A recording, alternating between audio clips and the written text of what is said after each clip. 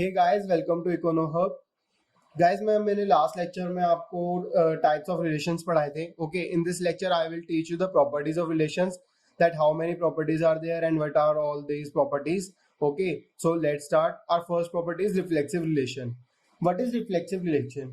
A relation R is a reflexive when each element of A related to itself, मतलब हर एक element अपने आप से रिलेटेड होना चाहिए। ओके, जैसे यहाँ पे लिखा है A, A related to R for every A belongs to set A।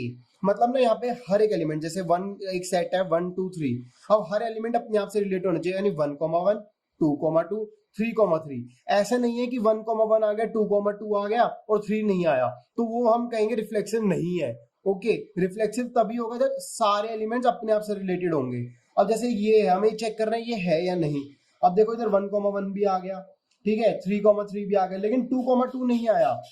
2,2 नहीं, तो ये रिफ्लेक्सिव रिलेशन नहीं है। We can't say that it is a reflexive relation. Okay, reflexive में सारे होने चाहिए।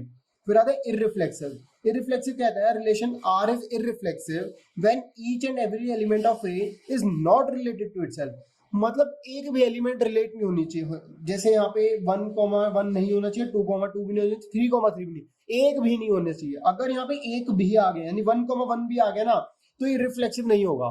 इररिफ्लेक्सिव का मतलब है एक भी नहीं होना चाहिए, और रिफ्लेक्सिव का मतलब है सारे होने चाहिए रिलेटेड, और इसमें एक भी नहीं होना चाहिए रिलेटेड। ओके, फिर हमारा नेक्स्ट आता है non reflexive relation.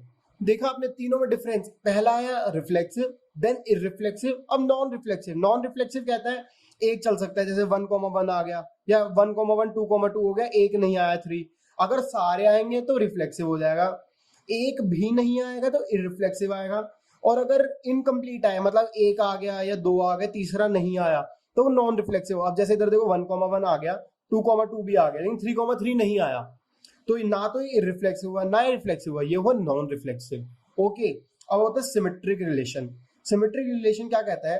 A relation R is symmetric if A comma B related to R, then B comma A related to R. अगर ए कॉमा बी है तो बी कॉमा ए भी होना चाहिए। जैसे एग्जांपल देखिए, 1,1 1,1 का उल्टा क्या होगा? फिर 1,1, ठीक है जी। फिर 1,2 1,2 का मतलब 2,1, यानी 2,1 होना चाहिए, 2,1 भी है। फिर 1,3 का उल्टा 3,1 3,1 भी है। मतलब ये सिमेट्रिक है। सिमेट्रिक कहते हैं ए कॉमा बी है तो बी कॉमा ए भी होना चाहिए। ओके, फिर आता है एसिमेट्रिक। एसिमेट्रिक क्या कहता है? A relation R is asymmetric if A comma B related to R, then B comma is not related to R. मतलब for a is not equal to B. मतलब ये कह रहा है इसमें हमें ना वो टर्म्स तो देखनी नहीं जो 1,1 हो गई या 2, क्योंकि हमें कहना है कि दोनों अनइक्वल है, दोनों इक्वल नहीं है। ओके, जैसे 1,1 है तो दोनों, ये भी 1,1 इज इक्वल टू 1 हो गया, इक्वल हो गया, तो हमें देखने ही नहीं एलिमेंट्स।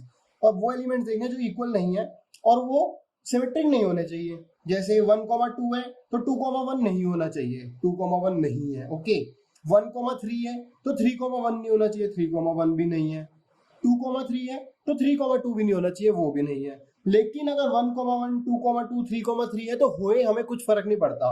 अगर वो है तो हमें कुछ फर्क नहीं पड़ता कि वो एसिमेट्रिक है नहीं। एसिमेट्रिक के लिए सिर्फ a is not equal to b होना चाहिए, ठीक है। अगर a is not equal to b है और एलिमेंट्स ए अगर बी से रिलेटेड है तो बी ए से रिलेटेड नहीं होना चाहिए, ठीक है। सिंपल था, कुछ टफ नहीं था।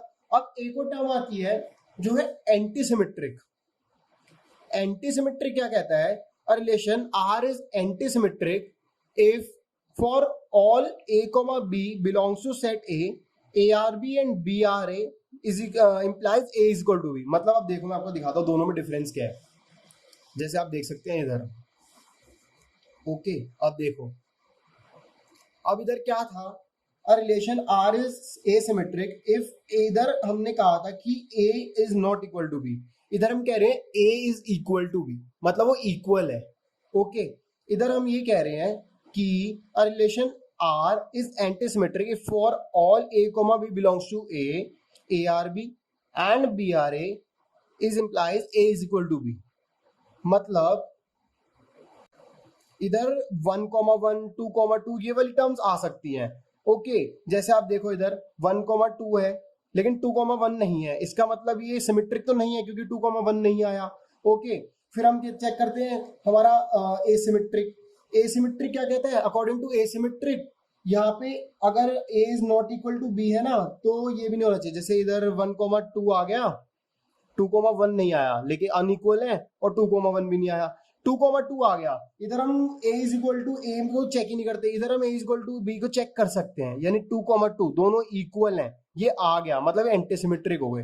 ठीक है, मतलब ना बहुत से बच्चे ना इसमें कंफ्यूज हो जाते हैं कि एंटीसिमेट्रिक और सिमेट्रिक और एक ही है, लेकिन ना यहाँ पे नोट करके एक टर्म आती है कि antisymmetric is not same as non symmetric. जैसे कुछ क्या कहते हैं कि अगर देखो ये तो नॉन सिमेट्रिक है, बहुत बच्चे बोलते हैं नॉन सिमेट्रिक है क्योंकि 1,2 है, 2,1 नहीं है। बहुत सही बात कह रहे हैं कि नॉन सिमेट्रिक है, सिमेट्रिक नहीं है।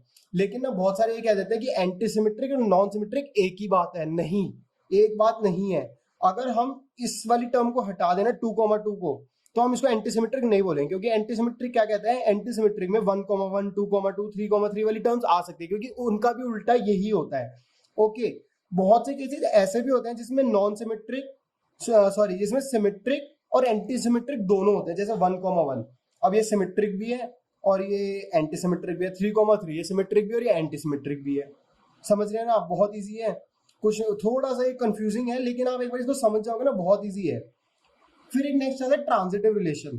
ट्रांजिटिव रिलेशन कहता है a relation R is transitive if a, b belongs to r and b, c belongs to r, then a, c belongs, मतलब a, b भी है, b, c भी है, then a, c भी होना चाहिए।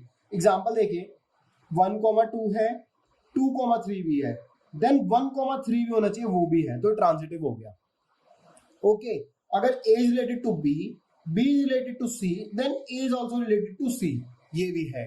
तो ये था ट्रांजिटिव। ये 7 प्रॉपर्टीज है और ये बहुत इंपॉर्टेंट है, ये अक्सर पेपर में पूछते हैं और इस पे क्वेश्चन जरूर आता है। ओके, अब ये आप सबको समझ आई गई होंगी। आई होप आप इसकी प्रैक्टिस जरूर करिएगा। In the next lecture I will show you one solved example related to these properties. Okay, and next lecture में जाने से पहले आप एक बार इन सारी प्रॉपर्टीज को फिर से पढ़िएगा और एक बार फिर से समझने की कोशिश करिएगा।